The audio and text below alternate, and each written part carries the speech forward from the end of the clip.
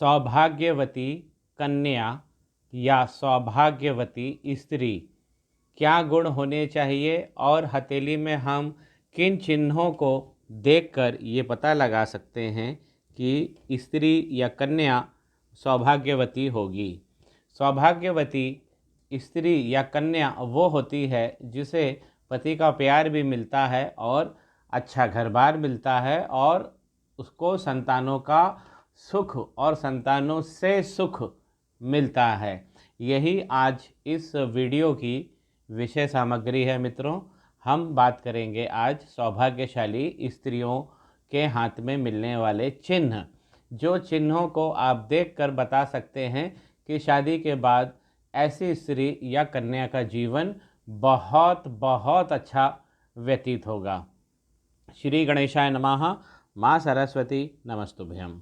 देखिए मित्रों, किसी भी स्त्री के हाथ में सबसे पहले यदि उसे पति का सुख बहुत अच्छा है तो उसके हाथ में जो हमारी मैरिज लाइन होती है वो सीधी सुस्पष्ट बनी होनी चाहिए और उसमें कोई डिस्टरबेंस नहीं होना चाहिए। यदि कोई लाइन नीचे की तरफ झुक जाती है, लाइन निकलती है विवाह की और नीचे की तरफ अगर टर्न ले लेती है तो ये पति पत्नी में होने वाली रोज़ रोज़ की नोक झोंक को ये बताती है।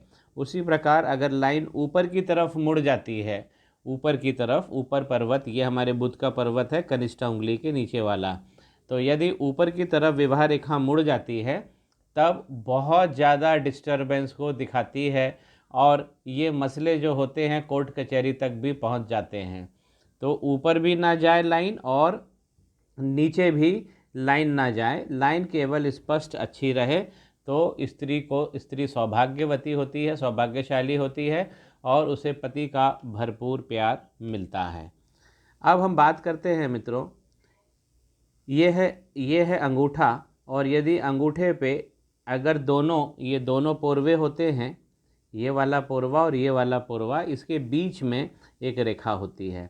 अब अगर इस रेखा पर कोई आँख का चिन्ह बन जाए जिसे हम कहते हैं बुद्धा आई और उसके ऊपर पलक भी बन जाए तो बहुत अच्छा साइन होता है। इस हाथ में केवल एक बहुत बढ़िया बुद्धा आई बना हुआ है तो ये महालक्ष्मी का साइन होता है और ये बताता है कि इनको मल्टीपल प्रॉपर्टीज़ मिलेगी तो जीवन सुखमय अच्छा होगा।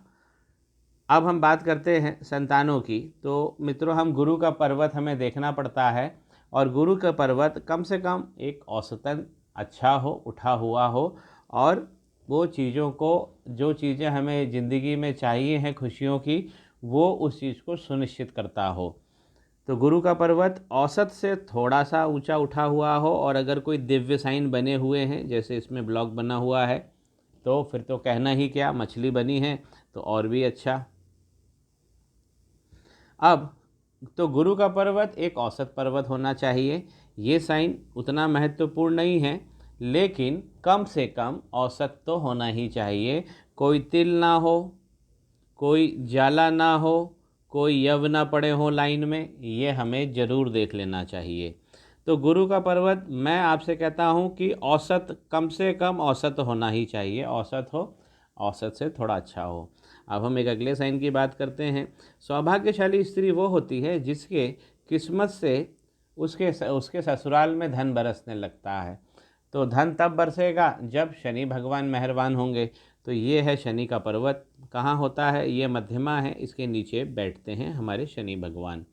तो शनि पर्वत पे कम से कम एक रेखा स्पष्ट जरूर हो, अगर सीधी खड़ी रेखा मिल जाए तो फिर बहुत ही अच्छा हो। अब इस हाथ में एक क्रॉस बना हुआ है जो ये बता रहा है कि इसमें संपत्तियां इनकी फंसेंगी और वित्तीय संसाधनों के मामले में इनको दुख होगा। तो वित्तीय संसाधनों के मामले में दुख कब नहीं होता है? जब ऐसी खड़ी लाइनें शनि पर्वत पर हो। मित्रों, यही वो लाइन है जिसको मैं भी अपने जजमानों को, अपने क्लाइंट्स को बताता हूँ जब वो किसी वधू को देखने के लिए जा रहे होते हैं। लोग पूछते हैं कि गुरुजी क्या चीज़ हम देखकर, क्या हम साइन देखें हथेली में जो हमारी होने वाली बहू हो। तो मैं हमेशा उनको बोलता हूँ कि शनि का पर्वत बहुत अच्छा हो, और अगर शनि पर्वत पे एक आध लाइन बनी हो, खड़ी रेखा हो, एक हो, दो हो, तीन हो, तब ये मल्टीपल इनकम को दिखाती है। शनि पर्वत पे मित्रों रेखा होना ही चाहिए, नहीं तो 50-55 के बाद व्यक्ति को बहुत दिक्कत होती है, यहाँ तक कि उसे भीख भी मांगना पड़ता है। तो शनि पर्वत पे कुछ ना कुछ रेखा हो। अब आइए सूर्य के पर्वत पे। तो सूर्य के पर्वत पे भी कम से कम एक रेखा होनी ही चाहिए, सुस्पष्ट, जैसे इसमें बनी हुई है। तो एक रेखा बनी हुई है सुस्पष्ट। अगर ये रेखा बनी हुई है, अब इसमें भले नीचे ट्रायंगल बन जाए वो एक अलग बात है, और या इसके अंदर से बाइफरकेशन हो जाए ऊपर की तरफ, वो तो और अच्छे साइन हो गए, लेकिन कम से कम एक रेखा हो। क्योंकि सूर्य पर्वत जो है अनामिका के नीचे बैठते हैं, वो किस चीज़ को सुनिश्चित करते हैं? वो करते हैं हमारे होने वाली संतानों को। तो सूर्य का पर्वत अगर अच्छा है तो संतान आपकी बहुत अच्छी होगी, तेजस्वी होगी, और ऐसी स्त्रियों को संतान से भी लाभ मिलेगा। अब एक और नए साइन की बात करते हैं मित्रों हम। अब देखिए, किसी भी अगर सौभाग्यशाली स्त्री है तो भाग्यशाली है, और भाग्यशाली होने के लिए भाग्य की लाइन बहुत ज़रूरी होती है। तो एक लक लाइन ज़रूर हो, चाहे वो यहाँ से, अब जैसे इस मॉडल हथेली में यहाँ से निकल रही है शुक्र के पर्वत से, चाहे वो केतु के पर्वत से निकले, तो एक लाइन ज़रूर होनी चाहिए जो पूरी तरह शनि पर्वत पर पहुँच जाए। तो एक लक लाइन की दरकार हमेशा रहती है। अगर ऐसी लाइन है तो आपके हाथ में लक है, आपके हाथ में संपत्ति है, आपके हाथ में पति का प्यार है, आपके हाथ में संतान भी अच्छी सुंदर है, स्वस्थ है, और उनसे भी लाभ है। और इसी प्रकार अगर कोई रेखा चंद्र पर्वत से मिलकर और इस लाइन में जुड़ जाती है, तब ऐसी स्त्रियां शादी के बाद तो बहुत ज़्यादा सौभाग्यशाली हो जाती हैं। तो क्योंकि चंद्रमा का यहाँ से पुट मिल जाता है, जो चंद्रमा का अगर पुट मिल गया तो पति आपको सुंदर मिलेगा, पति आपको प्यार करने वाला मिलेगा, और जो आपको प्यार करेगा उससे आप भी प्यार पाकर सौभाग्यशाली महसूस करेंगे अपने आप को। तो एक लक लाइन ऐसी ज़रूर हो, और अगर चंद्र पर्वत से कोई लक की लाइन निकल कर इस लाइन में मिल जाती है, तब तो बल्ले बल्ले हो गई। स्त्री जब घर में आती है तो जो सौभाग्यशाली समझदार होती है, तो उसके डिसीजन बहुत इम्पॉर्टेंट होते हैं। वो क्या डिसीजन लेती है, क्योंकि स्त्रियां ही अपने घर को बनाती हैं, और उनका डिसीजन ही सबसे बड़ा डिसीजन होता है। तो उनकी माइंड लाइन मित्रों, ये जो माइंड लाइन है ये बहुत सुंदर होनी चाहिए, सुस्पष्ट।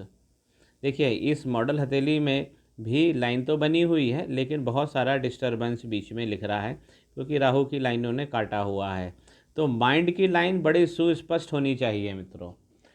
अगर डबल हो जाए तो बहुत ही बढ़िया हो जाए, या एक लाइन बनी हो और उसके अंदर से बाइफर्क हो जाए, आखिरी में जाके फॉर्क बन जाए, तब भी बहुत दिमागदार ऐसी महिलाएं होती हैं, और अपने दिमाग से, अपने कुशल नेतृत्व से परिवार को बहुत ऊंची बुलंदियों पर पहुंचाती हैं।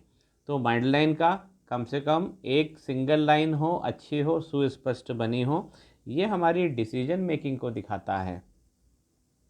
तो मित्रों, ये कुछ साइन थे जो मैंने आपको बताए हैं सौभाग्यशाली भाग्यशाली स्त्रियों के। एक बार उसको मैं थोड़ा फिर से समराइज़ कर देता हूँ। देखिए, आपके अंगूठे पे होना चाहिए एक बुद्धा आई का साइन, अगर दोनों अंगूठे में है तो बहुत अच्छा। गुरु का पर्वत सामान्य से थोड़ा अच्छा हो, औसत तो हो ही हो, और शनि पर्वत पे एक लाइन जरूर बनी हो। सूर्य पर्वत पे भी एक सूर्य रेखा जरूर हो। आपकी मैरिज की लाइन अच्छी हो, ना नीचे झुकी हो, ना ऊपर की तरफ वो मुड़ रही हो, और आपकी ये जो माइंड लाइन है ये बहुत सुंदर होनी चाहिए, क्योंकि यही डिसीजन को देंगी।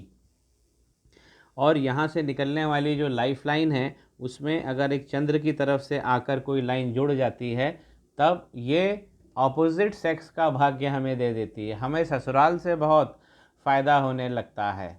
तो एक ये वाला भी साइन होना ही चाहिए। अब मित्रों, जब इतने सारे साइन अच्छे अच्छे होंगे तो शुक्र का पर्वत अपने आप अच्छा मिलेगा, जो हमें सुखों की ओर ले जाता है और हमारे जीवन में जमा सुख को इंगित भी करता है। शुक्र का पर्वत देखिए, शुक्र के पर्वत पे अगर ब्लॉक्स बने हुए हों तो ये बहुत अच्छा साइन होता है। और शुक्र का पर्वत की जो संरचना है वो नाशपाती जैसी होती है, देखिए इस तरीके से होती है। एक बार मैं फिर से आपको बना के बता देता हूँ। जब इतने सारे अच्छे साइन होंगे तो शुक्र का पर्वत बड़ा होगा और विकसित भी होगा, और इस तरीके से नाशपाती का शेप बना होगा। तो अगर शुक्र का पर्वत अच्छा है तो ये सारे सुखों को एक सबूत के तौर पर हम देख सकते हैं। जब इतने सारे साइन अच्छे होंगे जिसकी विवेचना मैंने अभी करी है, तो शुक्र का पर्वत भी आपका अच्छा होगा, जो आपके फैमिली में सुख, समृद्धि, कला, इन सब को बढ़ाएगा, स्थायित्व देगा और जीवन भर के लिए उसे फिक्स कर देगा। दी गई जानकारी आपको मित्रों पसंद आई होगी इस वीडियो में, तो मेरे चैनल को भी लाइक कीजिए, शेयर कीजिए, कमेंट कीजिए और सब्सक्राइब जरूर करते जाना मित्रों। आपको इसी प्रकार नोटिफिकेशन मिलते रहेंगे और जीवन ज्योतिष अध्यात्म का अमृत आप प्राप्त करते रहेंगे। श्री गणेशाय नमः। माँ सरस्वती नमस्तुभ्यम। बने रहिए।